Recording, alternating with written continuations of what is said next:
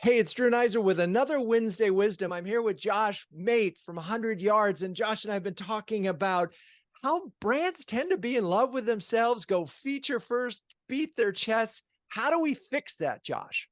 It's a tough one, Drew, but not easy and requires a lot of work and persistence.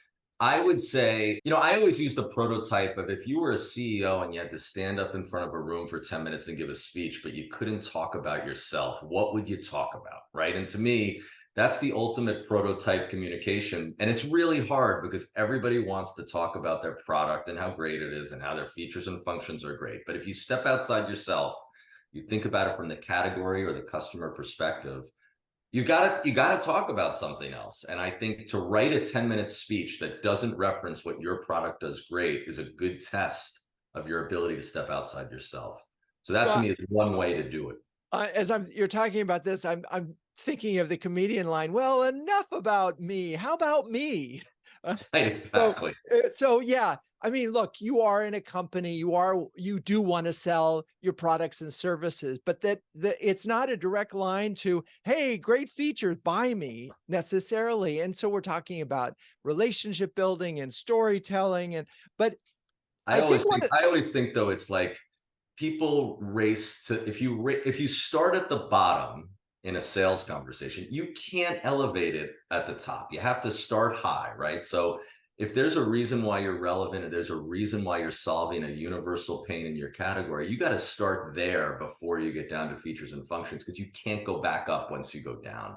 That's and my experience. so here's one thing that I'm wondering as you're talking, I'm thinking about the folks who are selling a shovel and no one wants a shovel, they want a hole. You're not buying a candle, you want light. Is that part of this? Stop thinking about features and start thinking about end-to-end benefits of what's really going to help these people succeed in their business lives or professional or personal lives?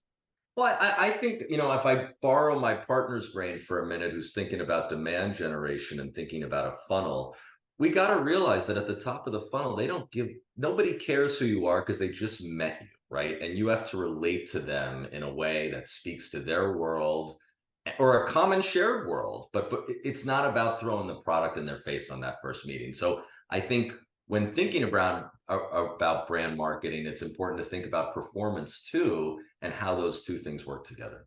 Got it. All right. Well, we're gonna help them fall in love, if you will. We're gonna bring them along on the highest level. Okay. If you're a B2B CMO who can share, care, and dare with the best of them, do yourself a favor, check out CMOHuddles.com. Not only do we have a free starter program, but we have some amazing partners like Josh Mait at 100 Yards.